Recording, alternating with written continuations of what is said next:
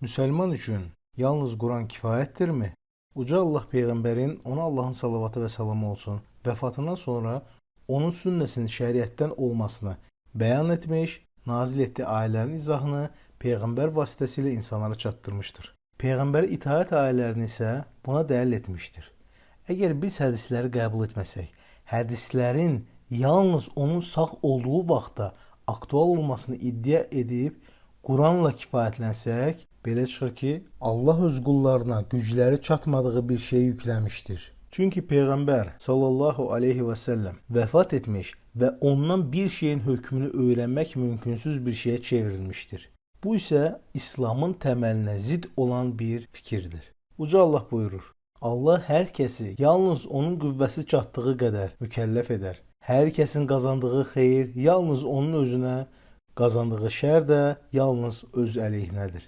Ey Rəbbimiz, unutsaq və ya xəta etsək, bizi cəzalandırma.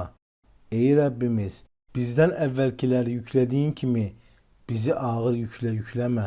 Ey Rəbbimiz, gücümüz çatmayan şeyi bizə daşıtdırma. Bizi əfv et, bizi bağışla, bizə rəhm et. Sən bizim himayədarımızsan. Kafir qövmə qalib gəlməkdə bizə yardım et. Əl-Bəqərə surəsi 286-cı ayə.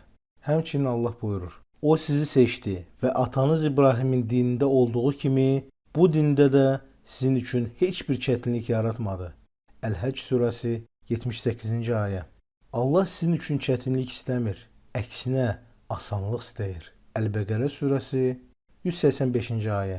Bu ayələrdə Allah insanlara çətinlik istəmədiyini xəbər verir. Belə olduqda yeganə yol Peyğəmbərin sallallahu aleyhi və səlləm sünnəsinə qayıtmaqdır. Uca Allah bu haqda buyurur: Xeyr, sən Rəbbinə and olsun ki, onlar öz aralarına baş verən ixtilaflarda səni hakim təyin etməyincə, sonra da verdiyin hökmlərə görə özlərində bir sıxıntı duymadan, sənə tam şəkildə təslim olmayınca iman gətirmiş olmaz.